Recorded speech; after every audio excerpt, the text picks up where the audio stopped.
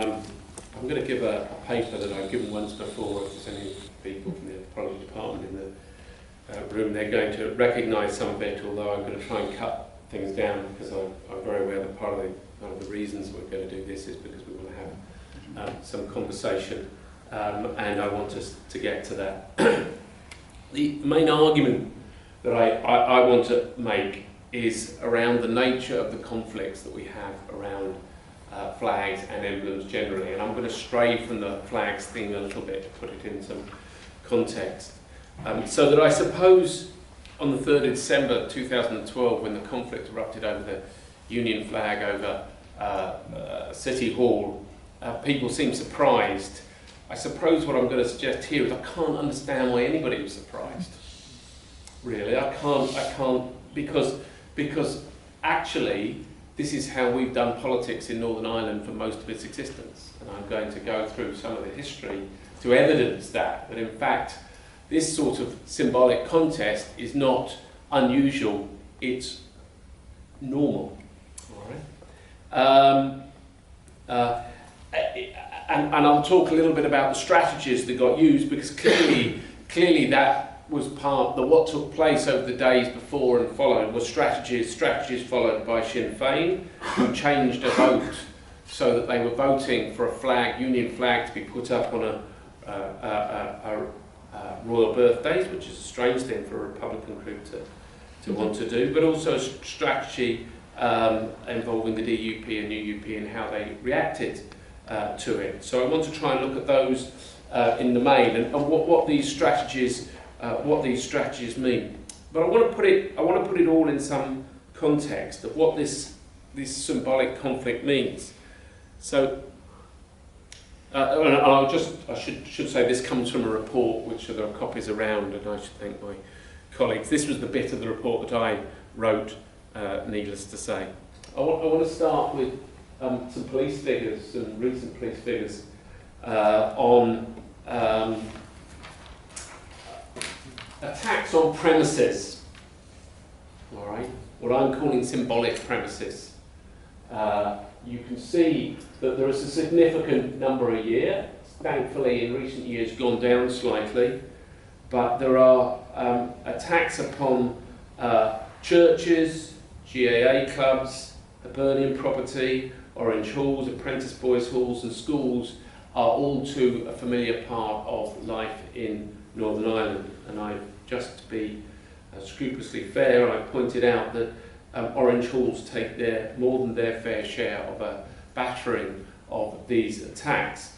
Or sometimes, I'm not trying to excuse it at all, but because they're in quite exposed positions, they're also often very easy for people to attack. So I want to look at a bit of that, and I want to sort of suggest that this has been a part of our existence, not from the agreement on, but before the agreement, because of course the agreement, the 98 agreement, sort of recognised that we were going to have issues in a very minor way, and this was I'll come back to this in a minute, but this was what the agreement said about the possibility of symbolic conflict. All participants acknowledge the sensitivity of the use of symbols and emblems for public purposes, the need in particular in creating the new institutions to ensure that such symbols and emblems are used in a manner which promotes mutual respect rather than division. Agreements will be made to monitor the issue and consider what action might be required. I believe I was the end monitor, since I spent 5 years counting flags on lampposts. You'll be pleased to know that you're not going to get all my graphs. Actually, the graphs, a good piece of research, you need a graph that goes like this. You know, the number of flags fell off here or went up there. My graphs just went like that.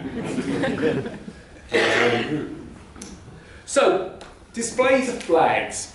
I'm not going to go through some of the details that Bryan talked about why flags are important, but they clearly play a role in cultural and social life all over the world. We're not at all unique. In some ways, there are other places a good deal more obsessed than we are. The Americans get their school children to pray to the flag. I use that cleverly, but to do their own form of praying to the flag, all right, which actually a number of Christian groups in America object to, precisely because the American flag is placed in too great a place, but they have their own very distinct rituals, and if ever you want, if you've got a night that you really want to get involved in flags, go on and look at the videos of how the American flag is treated, how it's folded, how if it's touched the ground or it's getting old, it's to be burnt, and all the rituals surrounding American flags. And Americans would quite rightly look at the way we treat flags as on our lampposts and be quite shocked.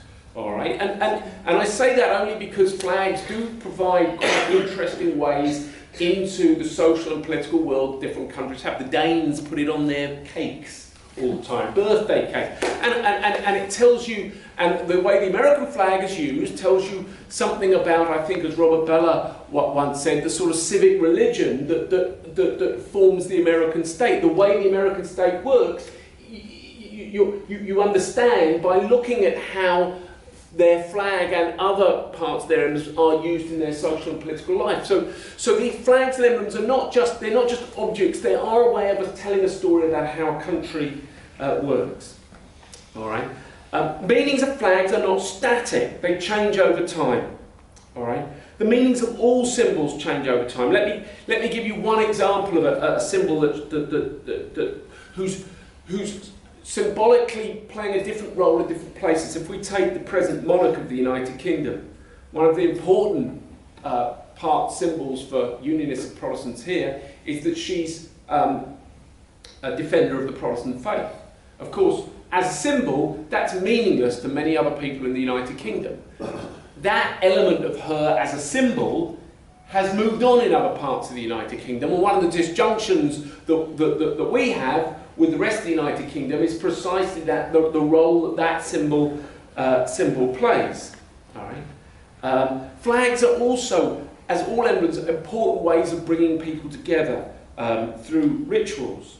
All right. They have great emotional power, and in part because of their importance, all right, contestations over these sort of things become so intense.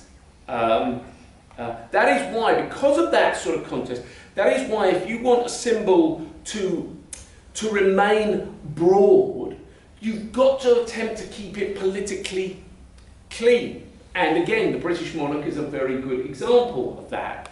In the British system, the monarch is kept as clean from politics, all right, whereas the Prime Minister is not. And if again we compare this with America, one of the tensions in a presidency is that they are both the symbol of the country but also deeply embroiled in politics, and that creates a different political dynamic around the president as a symbol in America to the way that monarch is in Britain. And one of the arguments that monarchists here might argue for that system rather than the US system. So you could see how symbols, the politics of symbols, are so important. Now, let's move to our flags and emblems. For the Act of Union in 1801, when Ireland was incorporated into a political union with England, Wales and Scotland, a new flag was invented.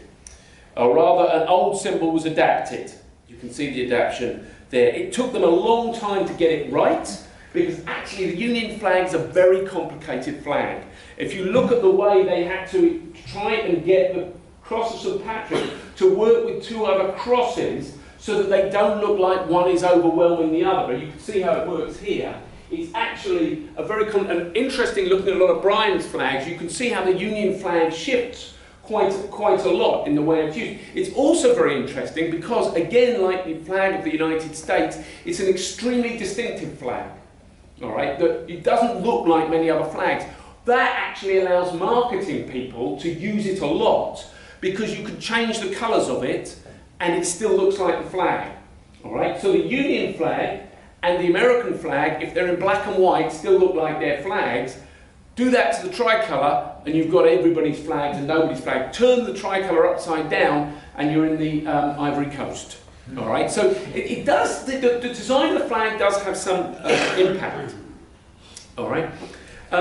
Through the 19th century, the Union flag was used by the state on official occasions, and by certain groups used it with great gusto and importance. If the use of a symbol is contested, then for those groups supporting it, the use will, they will tend to use it more often. So whereas in parts of Ireland the Union flag would be rarely seen, and it was used by the state on judicial occasions, or judicially, in other parts of Ireland, particularly the north, it was increasingly used in the latter parts of the 19th century. And so we get the history of Northern Ireland. Also, a state born out, as the 1801 Act was, of a relationship with Irish republicanism. And we have symbolic contests, many. There have been disputes over the namings of buildings and bridges, over parades and protests, over the playing of national anthems, over the wearing of sports shirts, over the naming of sports grounds, over the displays of different types of lily, over the lack of displays of poppies, over the displays of royal portraits, over the images of banners and murals, over the painting of curbstones, over the commemorative events, over funerals, over commemorations, over statues, over bonfires, over the visits of dignitaries, over uniforms and badges, over the naming of places such as parks, streets, cities and towns. I can produce many examples of all of those things. So those of you that try and tell me that the recent contest over flags is something that Sinn Féin has invented, I'm not saying they're not doing it, but has invented, really knows nothing about the history of Northern Ireland.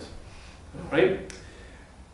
There is not only expressed through, these are not only expressed through the banning of certain symbols, but also through increased recognition or valuation. So a contest isn't only about stopping the symbol, sometimes it's about increasing the use, making it bigger, putting it in a different place. There are great stories of Queen Victoria's. What happened to statues of Queen Victoria's in the Republic of Ireland after 1921? Each of them have their story. If any of you are in Sydney, you'll find that one Queen Victoria statue got given to the, out of friendship, got given to the people of Sydney from the people of Dublin, which is a bit like giving that unwanted jumper that you got from your granny to a friend. But, of course, that contestation is also connected to violence. All right? Attacks on symbolic places, churches, cemeteries, cenotaphs, memorials and statues, parade routes, orange halls, schools, GAA clubs, cricket clubs. Indeed, much of the political violence perpetrated in the conflict was based around the symbolism of the target as much as the people. So the Horse Guards parade, the Conservative Party bomb, the bomb in Enniskillen, the amount of attacks on people coming in and out of GAA clubs. These are what Frank Wright would have called representative violence. In other words, much of the violence that took place was personal, but it was also symbolic. All right. So there is a relationship between symbolic contest and violent contest. All right. The disputes over flags are too numerous to mention. Flags over government buildings, flags not flying over government buildings, over churches, carried in protests, flags at parades, furled and unfurled, placed in shop windows, flown from pubs and houses, flown at sports events, tricolours carried on St Patrick's Day, Union flags carried on St Patrick's Day, flags on police stations, flags not over police stations, flags on interfaces, flags on bonfires, and flown at murals, and even flags on the tails of aeroplanes caused some consternation during a Blue Peter episode some years ago. It was arbitrary, yes. And the disputes have created, time and time again, much heated debate. So in a sense, I would argue that that dispute of December the 3rd, 2012, and the outpouring of anger was, I'm afraid, not unusual, it was utterly typical.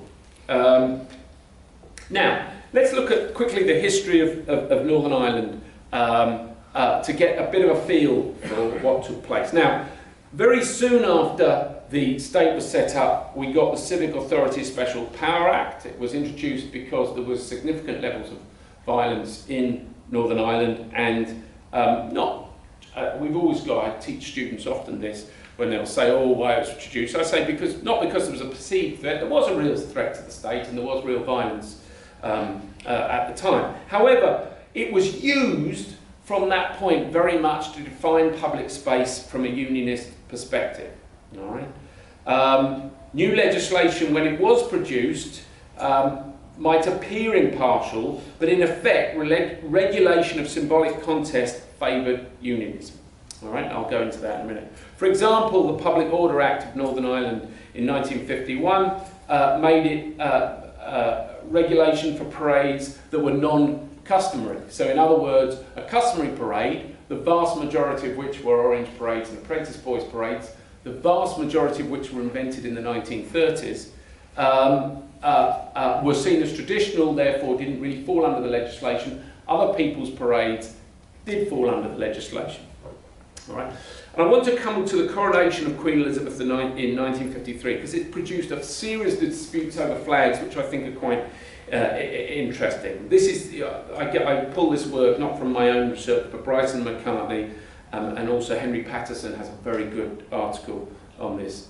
In that year, the Northern Ireland government also introduced a new flag for Northern Ireland, as has been already discussed. One incident seems to have been particularly influential on discussions around flags. After 3 houses in Derrymacash, near Lurgan, put up Union flags, Catholic neighbours put up 11 tricolours. The police persuaded all to take their flags down. Patterson argues that the solution arrived at by the police infuriated more hardline unionists.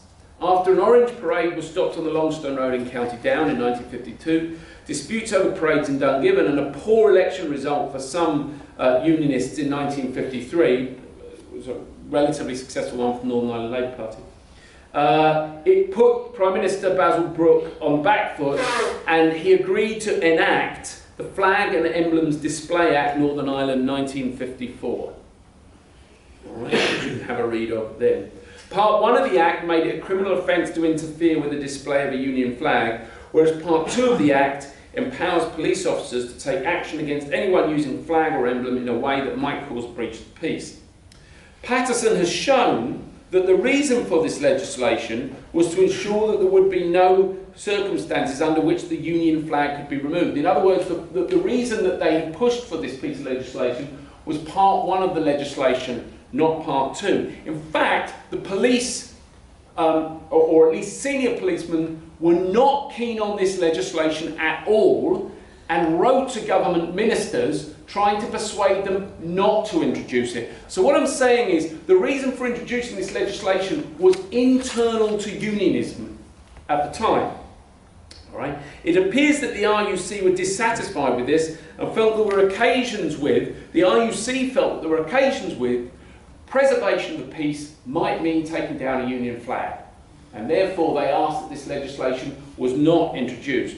A senior RUC officer tried to persuade Home Affairs Minister against the legislation. In other words, this piece of legislation came about not because of a perceived policing need, but because of internal unionist politics. Whatever the reason for the legislation, as many commentators have discussed, it was then enacted with remarkable inconsistency. All right? There followed a series of disputes over symbols in the 1960s, but it was never clear why on some occasions the tricolour led to police action, on other occasions it did not. Perhaps the most infamous use of the legislation was the 28th of September 1964, reacting to pressure from Ian Paisley, who had threatened to remove a tricolour display from the Republican Party shop on Divis Street. The RUC undertook to remove the flag. This resulted in serious rioting and the return and a forcible removal of the flag. However, on the 5th of October, Republicans paraded a tricolour from Beachmont on the Falls Road down to Smithfield for a rally. At the same time, it was reported that a tricolour displayed in a Republican shop in Newry remained untouched. The piece of legislation was intimately used right through the 70s and 80s, but was finally removed under the Northern Ireland Act in 1987. Right up until this time, it was used, for instance, in Solitude Football Ground to remove tricolours during Cliftonville games. So there are examples of symbolic contests right through the period after 1968. Morrison notes that in the 1970s, particularly around events with the Ulster Workers' Strike, there was a massive increase in the use of the Ulster banner, which we've looked at, and a decrease in the use of the Union flag, which I'm sure reflects some of the emotions that unionists had over the Union at the time. In fact, Harold McCusker was quoted at one point as saying that he would never fly the Union flag again. In the 1990s, there was a significant development of memorials, particularly as a reflection of the paramilitary ceasefires, and we have quite a significant development of spatially, through both murals and memorials, how symbols are being used in public space. And this led to a range of different disputes. Other small examples of symbolic contests suggest how flags are used to demarcate public space. One particularly interesting one, which people here might be more familiar with than me, but is worth relating as it links into a whole lot of things, including parades in Portadown. It involved a long-running dispute over the development of a sports club on some waste ground in Lurgan. And here's how these are a particular form of symbolic contest. In 1978, Craigavon Borough Council agreed in principle to lease unused land to St Peter's St Peter's Social and Recreational Club, affiliated to the GAA, whose members had money to develop the site. The GAA, of course, had a rule that excluded members of Crown Forces, right? So that we're being fair about the way symbols are being used, from its membership, as well as promoting the practice of flying a tricolour at its sports grounds. Blockages and prevarications from Unionist councillors led to a case taken to the Commissioner for Complaints in Belfast. The council was found guilty of maladministration and discrimination.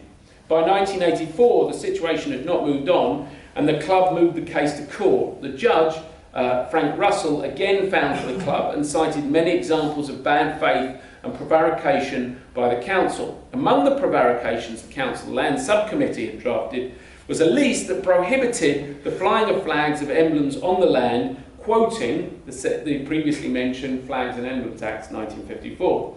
In a later draft of the prohibition on the tricolour was specifically mentioned, and in a third draft it was suggested that only the Union flag would be permitted to fly on this new GAA club. The judge awarded the club $100,000 in damages. The council challenged the decision and lost in the upper courts. By 1986, a total of £250,000 were involved in the surcharge for councillors. The 1990s saw a shift in the way some of these symbolic contests worked. And really, you could see a shift in this sort of contestation because of a rise in power that the Republican movement have in the political sphere. So, in some bizarre moments when Republicans are trying to get themselves into Lord Mayor's shows, again, you sort of wonder, what does a Republican group want to do marching in a Lord Mayor's show? But there's various attempts to input themselves into these sort of events as they try and adjust and find out the power that they might have in the public space. So that in 1993, the main interment parade was allowed to gather in City Hall for the first time. Tricolours, of course, were hung on Queen Victoria, back to our symbolic disputes over parades.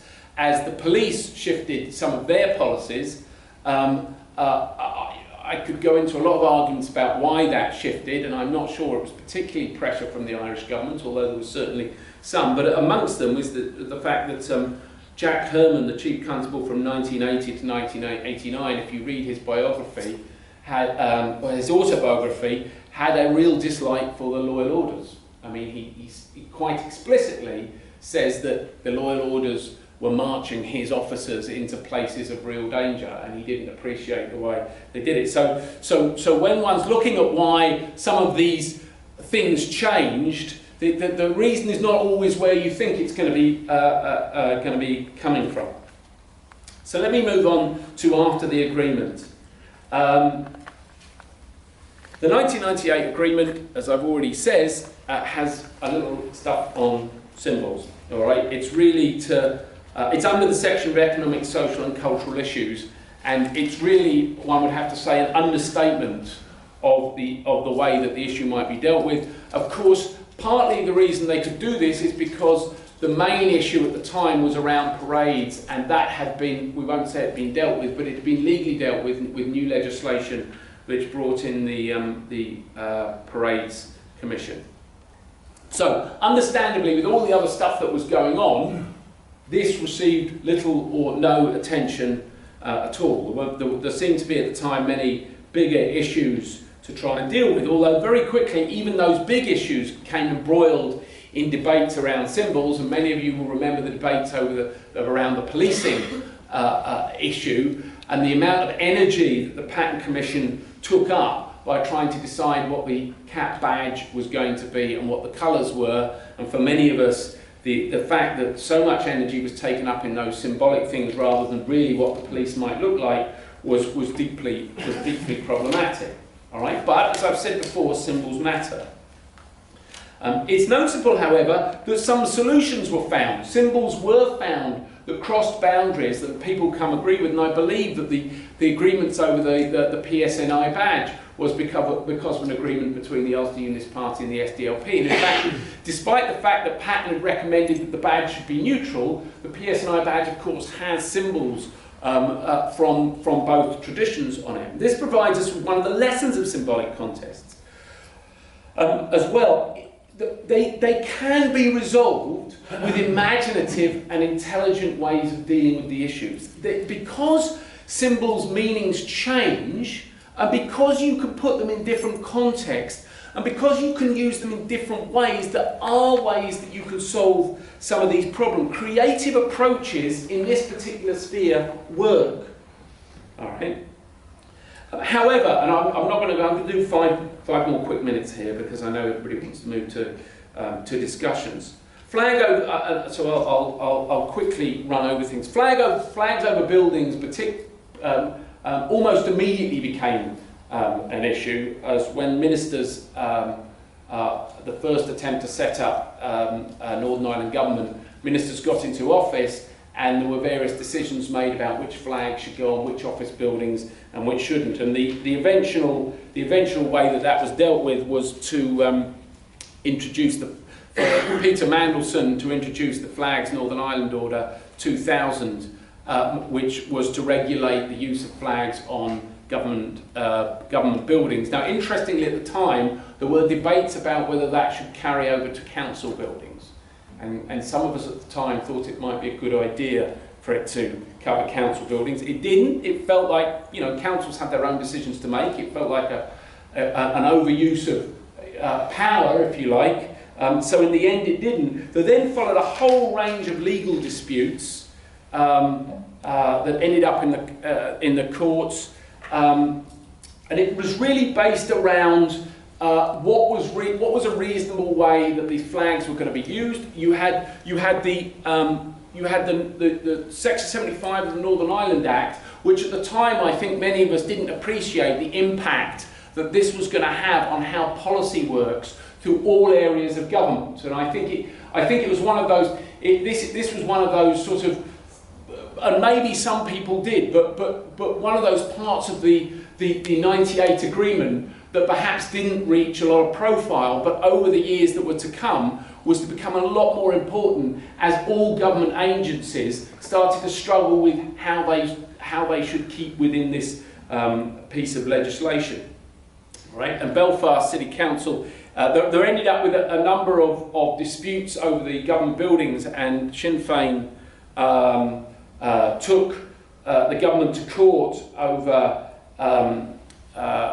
the use of flags on buildings, and you can see there was a judgment made which is used now as a guidance for many of the public bodies which are looking at this issue. At the same time, there was a rapid escalation in the use of popular use of flags, particularly on lampposts. Again, the irony of this is that much of it appears to have come from internal feuding within loyalism. And we know from interviews with various people that part of this really came about as the UDA and the UVF marking their territories in 2000, 2001, 2002. And the other reason that this becomes important, this is also quite interesting in terms of the valuation of symbols. It got a lot easier to buy very cheap flags. Designing and printing flags became very, very cheap. So whereas in the past, if you had a flag, they were expensive, you looked after it, you put it up on your house and you bought it down, all right? It has real value as well as symbolic value, therefore you looked after it. Once you can have these printed in Taiwan in large numbers, it changes the game altogether. It's not worth pulling it down, because once one of those flags has been up a lamppost for 2 or 3 weeks, with our gorgeous weather, all right, it really isn't worth putting it up again. All right, so in some senses, the actual nature of the object itself changed the way it was being used. And as a result of that, there was a whole series of policies, I won't go through people like here, around shared future, that was to try and control or to make a difference to how we used our public space. And I've got a long section here on the shared future policy, which I'm not going to go into, except the key part in terms of flag contests was the flags protocol. We can have a debate in a minute about why the Parades Commission do not look at flags which are put up for parades, because there's an interesting nuance there about why carrying a flag in parade might be looked at, but the flags that are put up for parades on the lamppost are not, and that's an interesting issue. But anyhow, flags put on lampposts are out with that legislation, and instead a protocol was introduced in 2005 between a number of government departments to be led by the police. And I'm not giving away any secrets to say, I believe, that the police really didn't want the job of regulating these. Even at the time, at least one senior officer, I learned a trick or two about doing research, that if you ever want to get the guts of what's going on, interview a civil servant or a police officer who's within days of retiring. All right? And I won't name the said officer, but immediately I knew that the police were not keen on taking on this task, didn't think they could do it, thought they had no political thing, and therefore, frankly, they were not really going to enforce the protocol. That's broadly what the protocol says. And when I did our research on the protocol, it was to see whether the research, whether the policy made any difference to the flags flying, and there are nuances to it, but the answer is no, it made no difference. Frankly, this policy hasn't been used at all. All right, almost none of what it says should happen happens, except that police officers engage very carefully with people on the ground around this issue. I'm absolutely not saying police officers don't have to deal with it, don't deal with it carefully, don't sometimes deal with it skillfully, all right, but what I am saying is this policy really didn't get used at all. All right, and so we end up, and I'm gonna finish here. We end up with the sort of issues that we have now, and we still haven't solved how we deal with symbolic contests. All right, and we're now looking at the idea through the HAS procedures, through the various agreements we've come to on the idea of a commission on identity, culture, and tradition. And do you know what?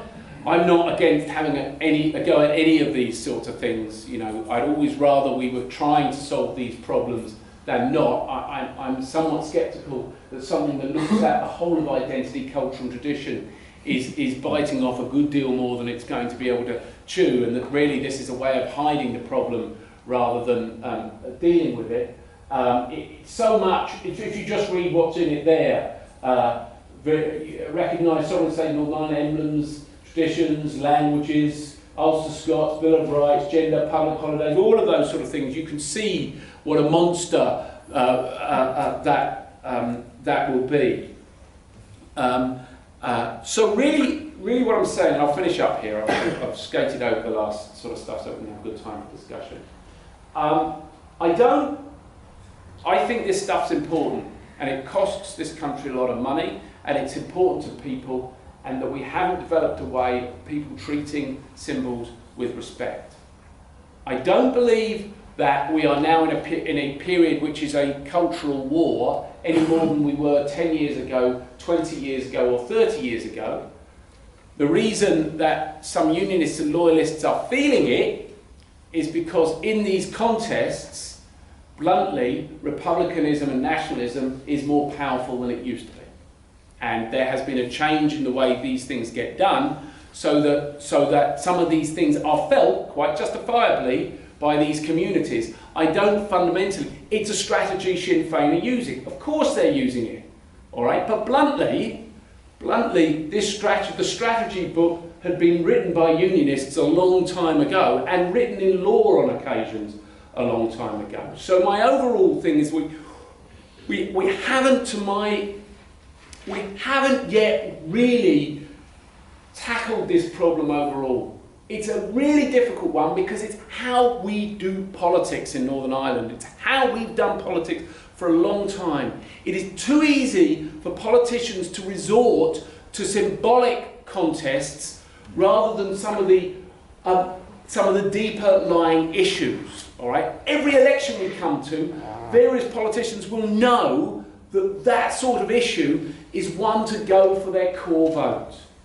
All right. And if a new commission does anything, I hope it points this out and tries to ask us that maybe we might find new ways of doing politics in public, all right, that gets round this ongoing sort of symbolic contest. Thank you.